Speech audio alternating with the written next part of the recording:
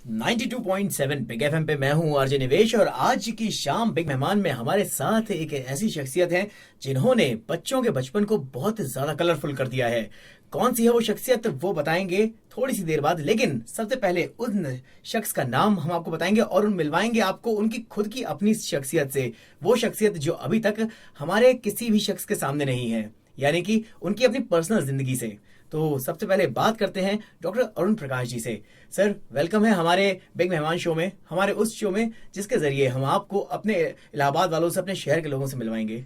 नमस्कार। और मेरा सौभाग्य है कि हम आपसे बात कर रहे हैं बिग एफएम से, इलाहाबाद के लोगों से। ओके सर, सबसे पहली चीज मैं ये जानना चाहूंगा आपसे कि आपकी अपनी खुद की शख्सियत के बारे में अगर बात करें अरुण प्रकाश जी की, तो अरुण प्रकाश जी खुद क्या है, उनकी खुद की शख्सियत क्या है? देखिए, मैंने अपनी ये यात्रा बहुत छोटी जगह अपने गांव से शुरू किया था। छोटा सा गांव का स्कूल था और वहां से निकलकर दुनिया के बड़े से बड़े शहरों तक पहुंचने के बाद ये लगा कि आदमी को सिर्फ सीखना है। दुनिया इतनी बड़ी है और इतना ज़्यादा कुछ जानने को है, तो मैं अपने को एक स्टूडेंट समझता हूँ, अपने को विद्यार्थी समझता हूँ कि इस दुनिया में अनोखी चीज़ें हो रही हैं, उसको जितना ज़्यादा जान सके।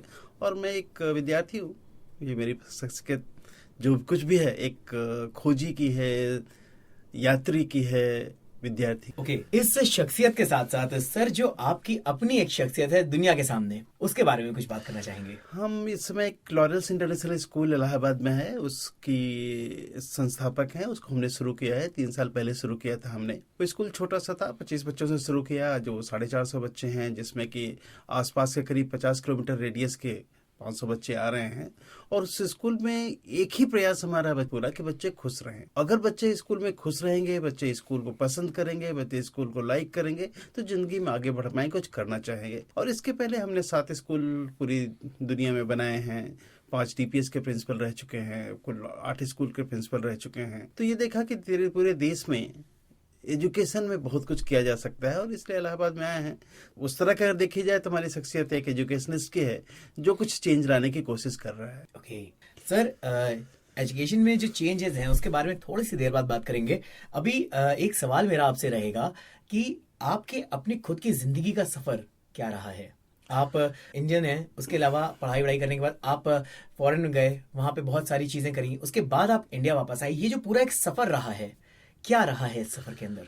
हमने गांव से पढ़ाई शुरू की, क्लास 5 तक ABCD क्लास 6 में सीखा। फिर फूलपुर से गोमती इंटर कॉलेज से 12th पास किया। इलाहाबाद यूनिवर्सिटी से BSc MSc PhD करने के बाद DPS कोरबा एक जगह थी, फिर मैं DPS कोरबा गया। वहाँ बाद में मैं प्रिंसिपल बन गया। फिर DPS, एक नया DPS बगैंगांव रिफाइनरी में खुला, उसके मैं फाउंडर प्रिंसिपल बना। फिर DPS गुवाहाटी का फाउंडर प्रिंसिपल, फिर DPS बिलासपुर का फाउंडर प्रिंसिपल। उसके बाद हमको जद्दा में एक मौका मिला, उसके वहाँ भी एक DPS हमने बनाया, वो भी अगेन फाउंडर प्रिंसिपल हो। फिर हम दुबई में रहे, दुबई के बाद भुवनेश्वर में आए और फिर इलाहाबाद में। और इसके अलावा दुबई और जद्दा रहने के क्रम में बहुत सारे देशों में घूमने का, जाने का, सेमिनार एक्टिविटीज़ संचालित करने का और उसमें पार्टिसिपेट करने का मौका मिला। तो कुल मिला के एजुकेशन देखा पूरी दुनिया में क्या हो रहा है और एजुकेशन के फील्ड में क्या हो रहा है और कहाँ हम पीछे हैं। सर उस एक सोच के बारे में बात करना चाहेंगे जो आपको इलाहाबाद वापस लेकर आई। क्या सोच थी वो कि आप विदेशों की अच्छी से अच्छी नौकरी छोड़कर, वो एटमॉस्फेयर छोड़कर, वो माहौल छोड़कर इलाहाबाद वापस आए? देखिए, हमने जो कुछ यहाँ सीखा वो सिर्फ ये था कि हम कुछ जरूरत से ज़्यादा मैं पढ़ता था। और वो पढ़ाई करने के बाद, चारों तरफ देखने के बाद, पूरी दुनिया देखने के बाद लगा कि इलाहाबाद में बहुत कुछ चाहिए। यहाँ लोग सिर्फ कोर्स की किताब के अलावा कुछ भी नहीं जानते। आज सिर्फ एकेडमिक्स से, सिर्फ अच्छे नंबर लेने से कोई आगे नहीं बढ़ सकता। जब तक एक पर्सनालिटी डेवलपमेंट ना हो, जब तक आदमी को आगे बढ़ने के लिए, ज़िंदगी के लिए तैयार ना किया जाए, तब तक उस पढ़ाई का कोई मतलब नहीं है। और वो चीज़ इलाहाबाद में हमें दिखी और लगा कि बाहर रह के ज़्यादा रिटायर होकर आएंगे तो लोग कहेंगे कि नारा ये है जिसके पास पैसा है। इसके अलावा हमारी कोई शख्सियत नहीं होगी, कोई पहचान नहीं होगी। लेकिन अगर यहाँ इलाहाबाद में आसपास के अगर हर साल हम 5-10 बच्चों को अच्छा निकाल सके जो ज़िंदगी में सफल रह सके, तो शायद वो हमारा अपना अचीवमेंट होगा, सिटी का कंट्रीब्यूशन होगा। जिस सिटी ने, जिस समाज ने हमको आगे बढ़ाया, उसके लिए हम कुछ कंट्रीब्यूट कर सकें। That's why I am back here.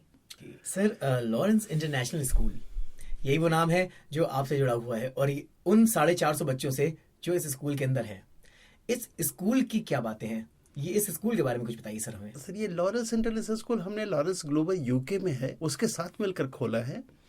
और एक सीधा सा उपयोग इसका है इस स्कूल में। हर बच्चे को यहाँ जाना अच्छा लगना चाहिए। हर बच्चा रोए कि छुट्टी क्यों हो गई। हर बच्चा ये समझे कि स्कूल हमारे लिए और हमको स्कूल में जाना है। इसलिए हमने उसका जो फिजिकल इंफ्रास्ट्रक्चर रखा है, जो माहौल बनाया है, वो इनवाइटिंग है। फ्लावर्स हैं, झूले हैं, स्विमिंग पूल है, हॉर्स राइडिंग है, रेडियो हमने शुरू किया, टीवी प्रोग्राम शुरू किया। ये सारी चीज़ें बच्चे को अट्रैक्ट करने की हैं। और एक बार जब बच्चा अट्रैक्ट होगा तो निश्चित रूप से कुछ करने का प्रयास होगा। जब आदमी खुश रहता है, करने का मन कर सकता है, तो कहीं भी अचीव कर सकता है। दूसरी बात यह है कि आज किसी को आपको सिखा नहीं सकते। कितना सिखाएंगे, एक लिमिट है। दुनिया बहुत बड़ी है। मान लीजिए आप किसी को आज इंजीनियर बना देते हैं, लेकिन हम कुछ भी कल्पना नहीं कर सकते कि आज से 20 साल बाद दुनिया क्या होगी। 20 साल बाद दुनिया टोटली डिफरेंट होगी, जो आज हम सोच भी नहीं सकते। तो अगर हम समझे कि 20 साल हम इसके लिए बच्चों को तैयार करेंगे, तो ये बहुत बड़ी गलती होगी। हम अपने बच्चे को ऐसा बनाना चाहते हैं कि जो भी सामने परेशानी आए, जो भी मुश्किलात आए, जो भी चैलेंजेज आए, उन सब के लिए वो तैयार रहे, चाहे मानसिक रूप से, शारीरिक रूप से, जो भी जरूरत हो। और इसलिए बच्चे का सर्वांगीण विकास जिसे कहते हैं, एक टोटल होलिस्टिक पर्सनालिटी डेवलपमेंट, उसके लिए बात हो रही है और वही करने की कोशिश कर रहे हैं। क्या बात है। ओके सर, ये तो है लॉरेंस इंटरनेशनल स्कूल की बात। अभी बात करते हैं उस एक बात की जो मुझे पता लगी थी कि बच्चे आपके स्कूल में पढ़ने के बाद अपना बैग जो है वो घर नहीं लेकर जाते, वो स्कूल में छोड़ कर जाते हैं, जो कि हमारे टाइम पे नहीं होता था। हमारे टाइम पे तो घर लेकर जाते थे, उसके बाद घर पे पढ़ाई करनी पड़ती थी, बहुत सारी टेंशन होती थी। तो वो एक चीज आपने अपने स्कूल में क्यों एक रूल की तरह करी हुई है, बनाई हुई है? हम जब साथ में हमारे एक कोलीग थे मिस्टर थापर, वो कहा करते थे कि वर्क स्मार्टर नॉट हार्डर। आज अगर देखिए तो भारत सरकार ने भी 8 घंटे का वर्क आवर्स बना रखा है। एक लेबर को भी 8 घंटे से ज़्यादा काम करने की इजाज़त नहीं है, उससे ज़्यादा एक्सप्लॉयटेशन माना जाता है। लेकिन हमारे बच्चे क्या करते हैं? बच्चे 6 बजे उठते हैं, 7 बजे स्कूल जाते हैं, 2 बजे आते हैं, 2:30 बजे ट्यूशन जाते हैं, उसके बाद कोचिंग जाते हैं, फिर होमवर्क करते हैं, करते करते माँ बाप की डांट खा के 9 साढ़े 9 बजे सोते हैं। 7 बजे से 9 बजे रात तक कितना, अगर ये उनके फादर काम नहीं करते, वो लेबर नहीं काम करता, तो बच्चे को काम करने की जरूरत क्यों है? पहली बात, अगर कोई भी 14 घंटा काम करता है, 15 घंटा काम करता है, तो लास्ट में उसके दिमाग में कुछ नहीं जाएगा, सिर्फ एक तनाव पैदा होगा। आज वो पढ़ने की जो रुचि पैदा होनी चाहिए, उसकी जो रिपल्सन हो रहा है। तो अगर हमने स्कूल 8 घंटे का बनाया है, जो डे बोर्डिंग स्कूल है, बच्चा उसमें 1 घंटा होमवर्क करता है, 1 घंटा खेलता है, उसमें म्यूजिक है, हॉर्स राइडिंग है, स्विमिंग है, रोबोटिक्स है, सारी चीज़ें हम एक साथ चीज़ें कर लेते हैं। तो जब 8 घंटा उसने सीरियसली पढ़ लिया, तो घर में जाके होमवर्क करने की जरूरत क्यों है? हम तो कहते हैं कि बच्चे अगर दादा दादी से बात करेंगे और कहानी सुनेंगे, तो शायद लाइफ में वो कम इम्पोर्टेंट नहीं होगा। अगर वो मार्केट में जाएंगे पिताजी के साथ और देखेंगे कि लोग कैसे बिहेव करते हैं, मार्केट कैसे होता है, कैसे लोगों के आपसी इंटरेक्शंस होते हैं, वो लाइफ में शायद कहीं और काम आएंगे, उससे ज़्यादा काम आएंगे। वही ABCD 50 बार रटने से क्या फ़र्क पड़ता है? तो दुनिया से भी आदमी सीखता है, सिर्फ किताबों से नहीं सीखता। तो हम जो बच्चों को बनाते हैं, उनको आगे चल के इंजीनियर बन के कमरे में बंद नहीं रहना है, उनको इंजीनियर बन के मैनेजर बनना है और लोगों से डील करना है। वो डील कैसे करना है वो कब पता चलेगा? तो अगर 24 घंटे सिर्फ बुक्स में रहेंगे तो कहीं कुछ नहीं हो सकता। उनको सेल्फ स्टडी करनी है, कहानी पढ़नी है, उपन्यास पढ़नी है, कविताएं पढ़नी है, और चीज़ें पे पढ़ने की जरूरत है। सेल्फ ऑब्जर्वेशन बहुत जरूरी है, बहुत जरूरी है, उसके बिना नहीं कर सकते। तो होमवर्क वो स्कूल में करके जाते हैं, जितनी पढ़ाई एक्स्ट्रा घर में करनी चाहिए वो स्कूल में करके जाते हैं, इसलिए बैग छोड़ के जाते हैं। और हायर क्लासेस में हमने परमिट किया कि आप कुछ चीज़ें ले जा सकते हैं, लेकिन एक साथ बड़ा बैग हमारे यहाँ अलाउड नहीं है। क्लास 4 के ऊपर कुछ किताबें जिनको उनको पढ़ने की ज़रूरत है, जिनके एग्जामिनेशन है, जिनकी उनको तैयारी करनी है, वो ले जा सकते हैं, लेकिन बड़ा 20 किलो का बैग कोई बच्चा ले नहीं जा सकता है। We don't like this. मतलब ये पहला स्कूल अपने आप में है जो बच्चों को वो करने की परमिशन देता है जो बच्चे एक्चुअल में करना चाहते हैं और जो उन्हें करना चाहिए, जो उन्हें करना भी चाहिए। सही बात है। आज भी मैं देखता हूँ सर, सड़क पर चलता हूँ तो कि बच्चों से भारी तो उनका बैग है, बैग ऐसे लटका हुआ है, पता नहीं चलता कि बच्चों ने बैग को लटकाया है, बैग ने बच्चे को फंसाया हुआ है। और एक दूसरी चीज आप साथ में देखिए, बच्चे चाहते हैं एक लकड़ी की कुर्सी में 5 घंटे बैठते हैं। बिल्कुल, कि उनका शायद हफ्ते में एक म्यूजिक पीरियड होता है, एक गेम्स पीरियड होता है, तो क्लास से बाहर के मुश्किल से उनके 5-6 पीरियड होते हैं। बाकी समय स्टिफ एक लकड़ी की कुर्सी पे, जहां से उठने की जगह भी नहीं होती है। और अनफॉर्चुनेटली कुछ स्कूल ऐसे भी हैं जिसमें इतने ओवर क्राउडेड हैं कि शायद ठीक से बैठने की भी जगह नहीं है। आज हमारे बैकबोन पेन अगर 50 साल की एज में शुरू हो रहा है, तो ये बच्चे 25 साल में उनके बैकबोन पेन शुरू हो जाएगी, उनको खेलने की आज हमारे घर म्यूजियम बन गए हैं, घरों में जगह बिल्कुल नहीं है, सामान भरा पड़ा है। पार्क में हम ले नहीं जा सकते उनको, क्योंकि सिक्योरिटी है, मच्छर है, पार्क मेंटेन नहीं है।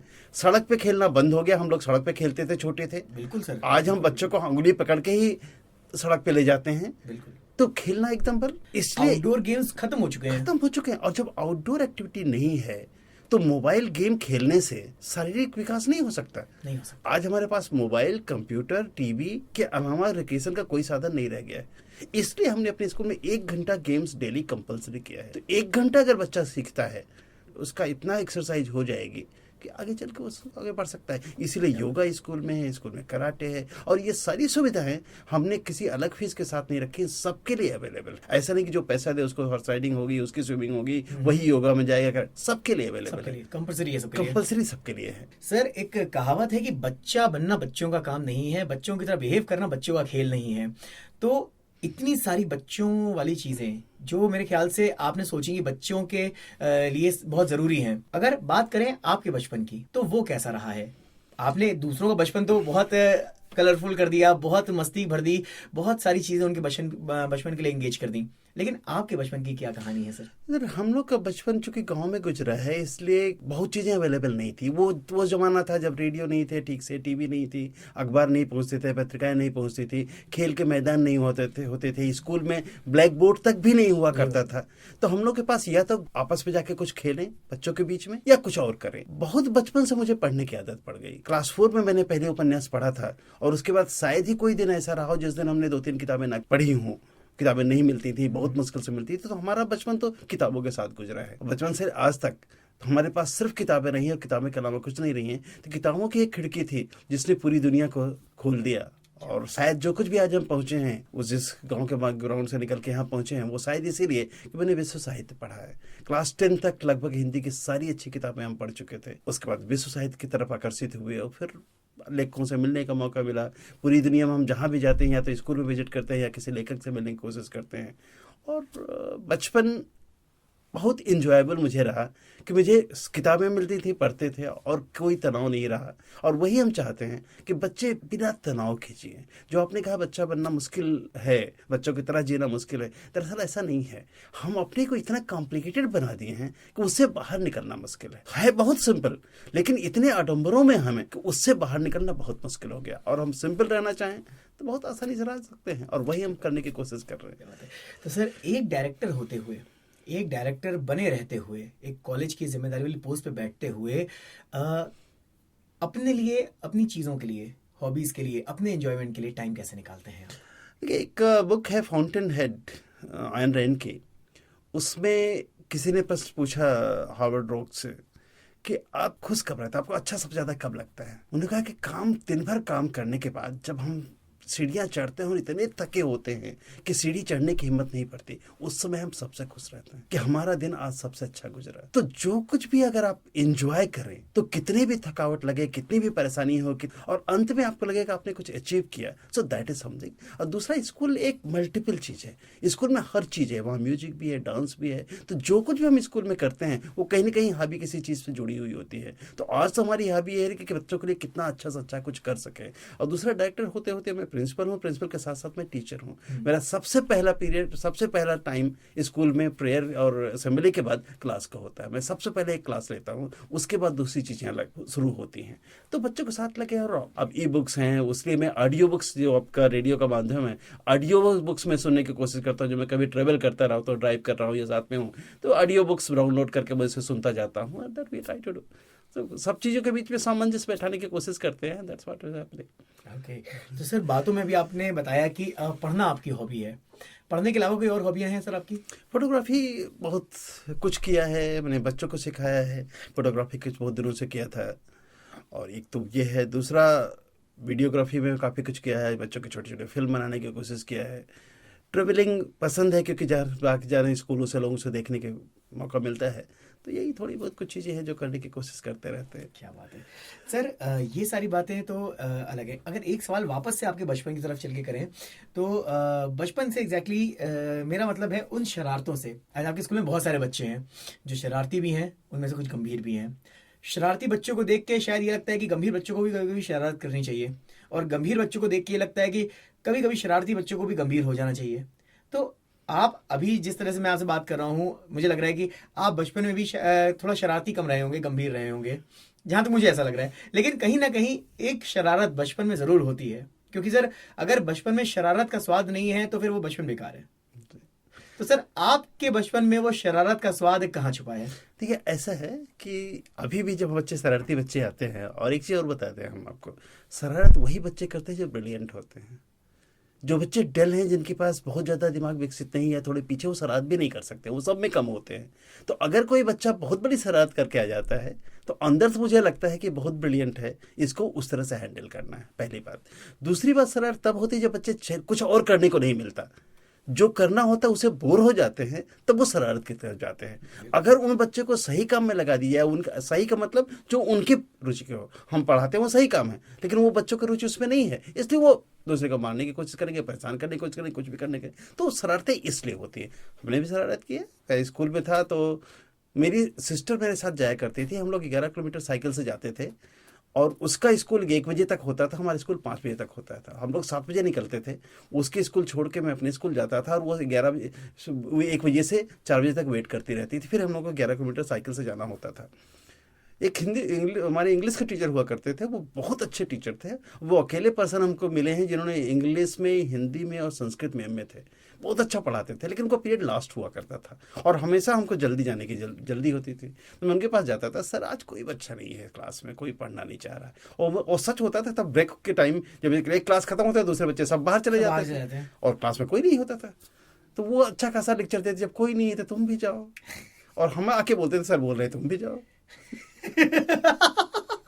मतलब कभी कभी इसका फायदा उठाया जल्दी जाने के लिए, और मतलब टीचर से बोला कि बच्चे हैं नहीं क्लास में, इसलिए घर चले जाएं, और बच्चों से जाके बोला टीचर कह रहे घर चले जाओ। क्या बात है, मतलब टीचर भी खुश, बच्चे भी खुश। तो सर ये आज की डेट में आपके स्कूल में होता है? अभी नहीं हो पाएगा, बच्चों को बस से जाना है, बस तभी जाएगी जब एक साथ निकलेंगे।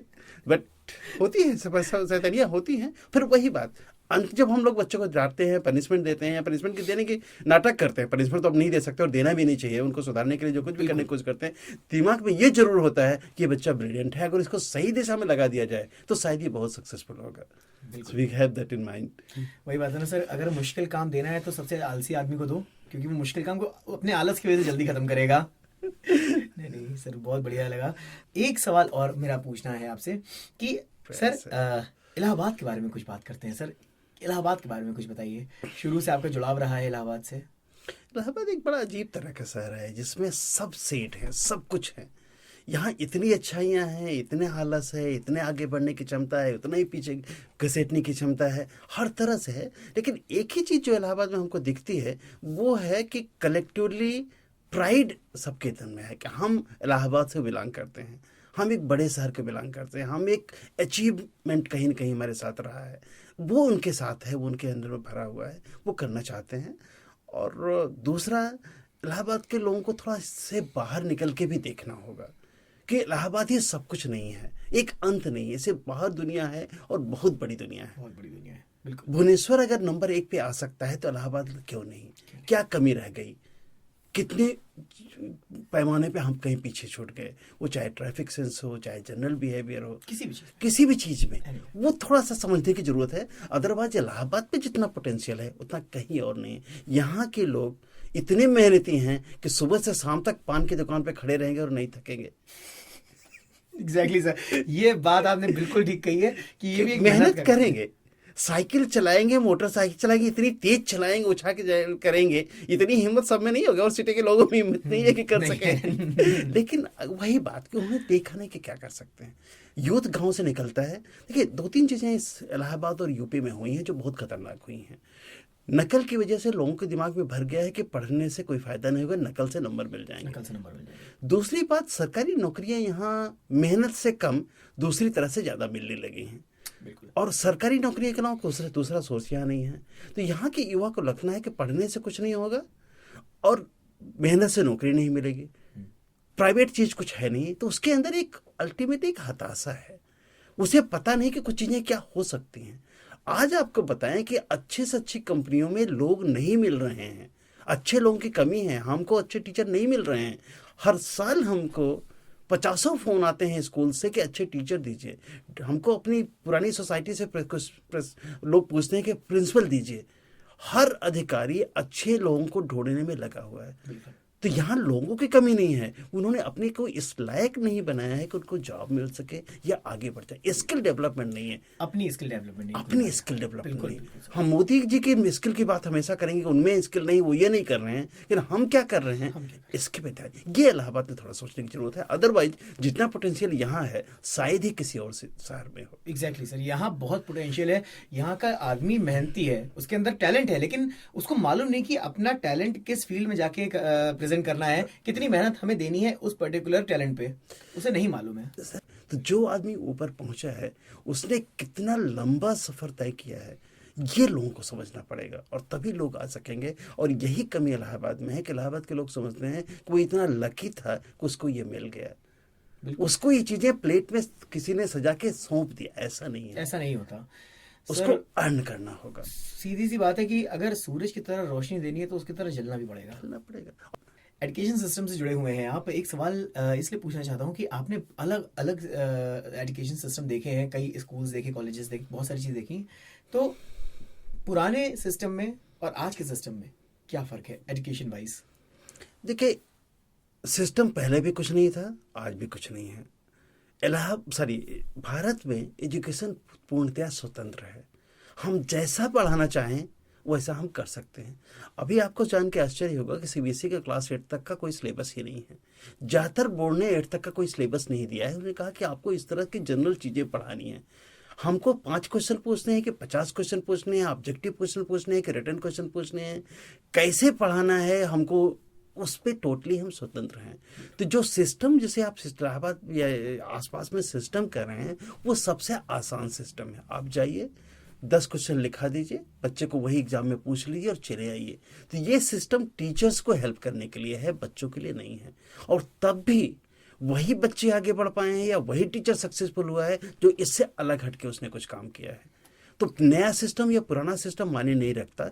सिस्टम वो है जो बच्चे को आगे बढ़ने के लिए प्रेरित कर सके कि कोई कुछ पढ़ा नहीं सकता, फिर वो ये कहता किसी कुछ पढ़ाया नहीं जा सकता। उसको पढ़ने की लगन डालनी है, कैसे पढ़ा जाए ये बताना है। और जो ये बता पाएगा, चाहे नया हो चाहे पुराना, वो सबका। आज स्मार्ट बोर्ड आप रख दीजिए, कहा जाता है कि स्मार्ट बोर्ड होनी चाहिए, एक टेक्नोलॉजी होनी चाहिए। क्लास में आप टैब दे दीजिए, टैब को स्मार्ट बोर्ड दे दीजिए, लेकिन उसका अगर यूज नहीं सही हो तो बेकार है। बेकार है, बिल्कुल। जब तक टीचर को अंदर से टेक्नोलॉजी की ललक नहीं होगी, जब तक उसे खुद से नहीं समझेगा कि इसे बच्चे से इंटीग्रेट करना है। आज फ्लिप टीचिंग की जरूरत है, आज उसे घर से, स्कूल से, सबसे आपस में क्लाउड कंप्यूटिंग से जोड़ने की जरूरत है। वो प्रयास कहाँ हो रहा है? आज स्कूल आता है, एक बोर्ड लगा देता है, पेरेंट को दिखा देता है कि हमारे यहाँ बोर्ड लगा है।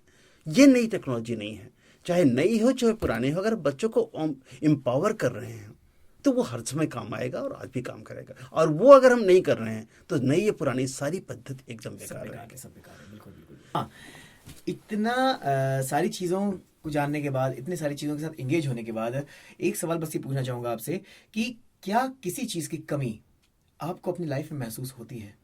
टाइम के। ये दिन 24 घंटे की जगह 48 घंटे का होता तो ज़्यादा अच्छा होता, ज़्यादा कुछ करने का मौका मिलता। और दूसरी कि पता नहीं कितने दिन तक रहेंगे इस दुनिया में, कब तक बढ़ पाएंगे। तो अगर कभी कुछ लगती है तो सिर्फ समय की कमी लगती है कि बहुत कुछ करना। अभी तो हमको लगता है कि अपनी जर्नी सिर्फ शुरू, आपने कहा बहुत कुछ, अभी तो लगता है कि अभी तक जो कुछ भी करना था उसके लिए सिर्फ तैयारी थी। अभी तो मैंने सिर्फ पहला कदम रखा है, कहाँ तक पहुँचेंगे पता नहीं। तो समय चाहिए, देखते हैं कहाँ तक पहुँचते हैं और कहाँ तक कुछ कर पाते हैं। क्या बात है सर, क्या बात है। Thank you so much sir. इससे खूबसूरत जवाब मेरे ख्याल से और कुछ नहीं हो सकता, क्योंकि किसी से पूछो कि भाई किस चीज़ की कमी है ज़िंदगी में, भाई चैन की कमी है, पैसे की कमी है, ये नहीं है, वो नहीं है, लेकिन समय की कमी है, ये जवाब कोई नहीं देगा। ये जवाब सिर्फ एक वही इंसान दे सकता है जो एजुकेशन से जुड़ा हो। सीरियस सर, कमी सब चीज़ में हमेशा है, हर चीज़ रहेगी, लेकिन उस कमी के बाद आप कितना जिंदगी को अपनी खूबसूरत बना सकते हैं। कमियों से जिंदगी नहीं चलती। क्या है आपको उसको देखना है, और उस जो कुछ भी है उस रिसोर्सेज को यूज करके आगे, जो कुछ भी वो रिसोर्स है, रिसोर्स को यूज करके आगे बढ़ना है। दूसरे रिसोर्स आपके काम नहीं आएंगे, तो जो कुछ भी है उसे यूज करना है, आगे बढ़ना है। देखिए, आप कहाँ पहुंचेंगे इंपॉर्टेंट नहीं है, आपका प्रयास सही दिशा में है और पूरी क्षमता से है, बस। और वो हम कर रहे हैं, और आपको लगता है कि कहीं ना कहीं तो कुछ होगा ही। Thank you so much sir, इतनी सारी बातें करने के लिए। कुछ अगर और आप कहना चाहें तो बता सकते हैं सर हमको। हम चाहते हैं कि आपका जो मीडियम है उसको कहीं ना कहीं बच्चों से और जोड़ें। ओके। क्योंकि अगर कोई चीज़ बच्चों के काम में आगे आएगी तो वो है कम्युनिकेशन, वो है संप्रेषण, अपनी बातें कहना। दरअसल भारतीय व्यवस्था में अपनी बातें कहने का मौका बहुत कम मिलता है। बिल्कुल। टीचर भी बच्चे को कंट्रोल करके रखता है, मत बोलो, कीप क्वाइट। आपको आश्चर्य होगा, एक बार हम लोग ऐसे स्कूल में गए, हमारे स्कूल, अपने स्कूल में ही, बच्चों से पूछे तुम लोग क्या सीखे? Keep quiet. फर्स्ट वर्ड जो बच्चे ने स्कूल में सीखा था वो था कीप क्वाइट। कि बच्चे शोर मचा रहे थे, टीचर ने पहला वर्ड यूज किया कीप क्वाइट, और बच्चों ने सीखा कीप क्वाइट। यही पेरेंट भी चाहता है, क्योंकि इतने क्वेश्चन होते हैं वो देना नहीं चाहता, और उसको अपनी सत्ता पे, अपनी कंट्रोलिंग पे महसूस होता है। अफसर चाहता है कि आप सबऑर्डिनेट मुंह बंद करके रखें। तो अगर बच्चा ओपन अप नहीं होगा तो जिंदगी में कुछ नहीं कर। तो पहला चीज जो हम स्कूल में करते हैं वो बच्चों को क्वेश्चन पूछने के लिए प्रेरित करते हैं। पूछो, जितना आप आगे पूछ सके हो। हम आंसर न दे पाएंगे, हमको खुशी होगी। बिल्कुल। तो कम से कम दिमाग खुलेगा ना। खुलेगा। क्वेश्चन करने के लिए कहीं सोचना पड़ता है। बिल्कुल। जो आप क्वेश्चन हमसे पूछ रहे हैं, इसके लिए ऐसा नहीं कि आपके मुंह से निकलते चले जा रहे हैं। आपको बहुत बड़ी तैयारी करनी पड़ती है ये चीज पूछने के लिए, कि एक आदमी आ रहा है, उससे जिंदगी से जुड़े सवाल कैसे पूछने हैं। तो अगर आप बच्चों को थोड़ा और जोड़ेंगे, उनको स्टूडियो में लाके, उनके पास जाके, बच्चों के प्रोग्राम लेके, और हमको लगता है कि इसे करने से कहीं ना कहीं समाज का भी फायदा होगा, जनरल पब्लिक को थोड़ा और ज्यादा जोड़ने से।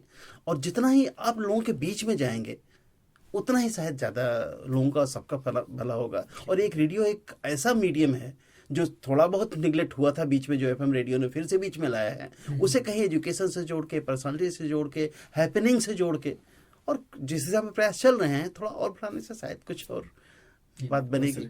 सर बस एक क्लोजिंग और कर दीजिए।